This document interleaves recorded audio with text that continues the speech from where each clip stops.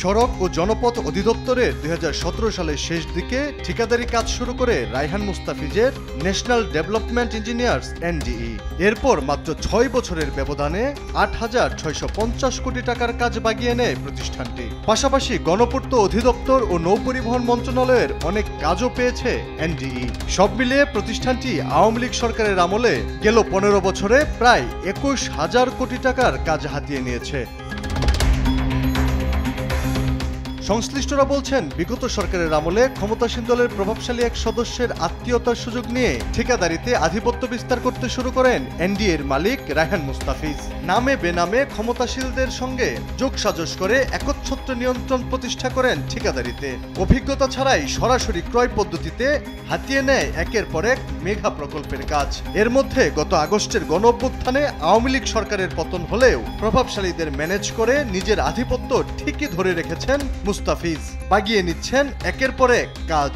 এনডিএর কাজ নিয়ে ২০২৩ সালে প্রশ্ন তুলেছিলেন টিআইবি। নথিপত্র ঘেটে দেখা যায়, বাংলাদেশ রপ্তানি প্রক্রিয়াকরণ এলাকা কর্তৃপক্ষের আওতায় যশোর রপ্তানি প্রক্রিয়াকরণ অঞ্চল প্রকল্পে ভূমি উন্নয়নের জন্য গত মাসে আহ্বান করা দরপত্রে অংশগ্রহণ করে এনডিই। প্রতিষ্ঠানটি নিয়ে নানা বিতর্ক থাকায় প্রায় ২০০ কোটি টাকার ওই কাজ পেতে ভিন্ন কৌশল অবলম্বন করে NDE. Khokon construction and engineers নামের একটি প্রতিষ্ঠানের সঙ্গে যৌথভাবে দরপত্র জমা দেয়। তবে প্রতিষ্ঠানটি দরপত্র শিডিউল ক্রয় করেনি, যা নিয়মের পরিপন্থী। এভাবে নানা কৌশলে অন্তর্বর্তী সরকারের আমলেও কাজ নেয়ার চেষ্টা চালিয়ে যাচ্ছে এনডিই।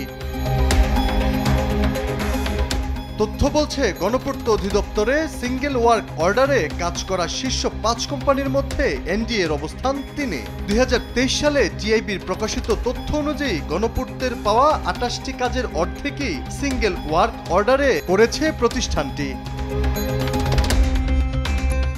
এভাবে নৌপরিবহন মন্ত্রণালয়েও বড় বড় কাজ বাগানোর ক্ষেত্রে শীর্ষ নাম মুস্তাফিজের এনডিই। সম্প্রতি নৌপরিবহন মন্ত্রণালয়ের অধীনে বাংলাদেশ স্থলবন্দর কর্তৃপক্ষের বাস্তবায়নাধীন প্রায় ২৪৫ কোটি টাকার কাজ পেয়েছে প্রতিষ্ঠানটি।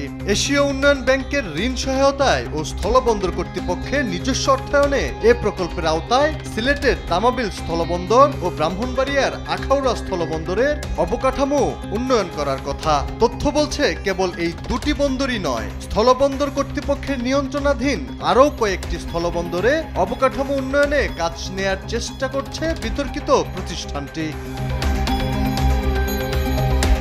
সংশ্লিষ্টরা জানায়, ঠিকাদারিতে রায়হান মুস্তাফিজের অস্বাভাবিক উত্থানের পেছনে কাজ করেছে ক্ষমতাচ্যুত আওয়ামী লীগের নেতা ও জাতীয় সংসদের সাবেক চিফ হুইপ নূর আলম চৌধুরী লিটনের প্রভাব। লিটনের সাথে রয়েছে তার পারিবারিক সম্পর্ক, আর এই সম্পর্কের বদৌলতে পার্টনার হিসেবে বাগিয়ে নেন একের পর এক কাজ।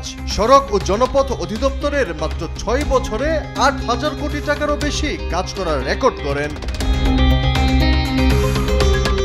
এদিকে এনডিএর অনিয়ম এবং একচেটিয়া ব্যবসার বিষয়ে দুদকেও অভিযোগ জমা পড়েছে। দুদক থেকে প্রাপ্ত অভিযোগে বলা হয়, শেখ পরিবারের ঘনিষ্ঠতার দাপটে হাজার হাজার কোটি টাকার কাজ পেতেন কোনো নিয়ম নীতির তোয়াক্কা না করে। প্রতিষ্ঠানটির বিরুদ্ধে নিম্নমানের কাজ করে বিল তোলা সহ বেশি কাজ দেখিয়ে বাড়তি বিল আদায়ের মতো অভিযোগও রয়েছে। এর পাশাপাশি এনডিএর রেডিমিক্স কোম্পানির নামে বিদেশে বিপুল অর্থ পাচারের অভিযোগও রয়েছে। নিউজ ডেস্ক, দেশ টিভি।